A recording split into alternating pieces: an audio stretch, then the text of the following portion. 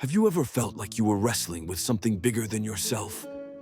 A fear, a doubt, a question that refused to let go. What if I told you that one of the most powerful encounters with God in the Bible didn't come through prayer, prophecy, or praise, but through a wrestling match? Let me take you back to a single night that changed everything. This is the story of Jacob, a man who wrestled with God and walked away forever changed. Jacob was no saint. He was a trickster, a deceiver, a man who had stolen his brother's blessing and fled into exile. But now, years later, he was returning home, facing the brother he had wronged, Esau, who had once vowed to kill him. That night, Jacob was alone. He sent his family and servants across the Jabbok River, seeking to protect them. But he stayed behind, and in that solitude, something or someone approached him. They wrestled all night long, neither gaining the upper hand, neither backing down.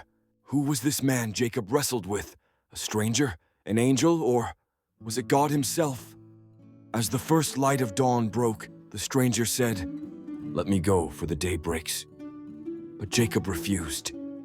"I will not let you go unless you bless me." In that moment, the stranger touched Jacob's hip, dislocating it. And yet Jacob did not let go. And then came the words that would change his life forever. "Your name shall no longer be Jacob, but Israel, for you have striven with God and with men, and have prevailed." Jacob had wrestled with God, and he had prevailed. Not by strength, but by faith. Not by control, but by surrender.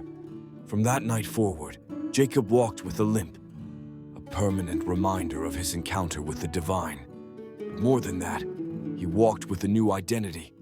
He was no longer just Jacob, the deceiver.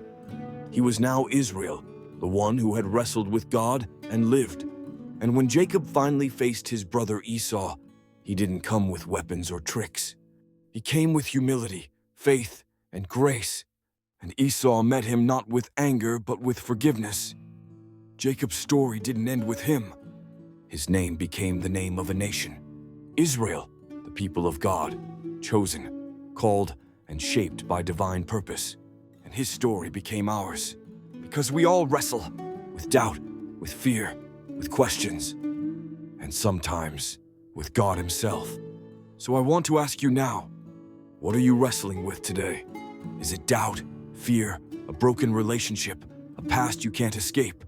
And more importantly, what blessing are you refusing to let go of until God answers you? Because just like Jacob, your struggle isn't the end of your story. It might just be the beginning.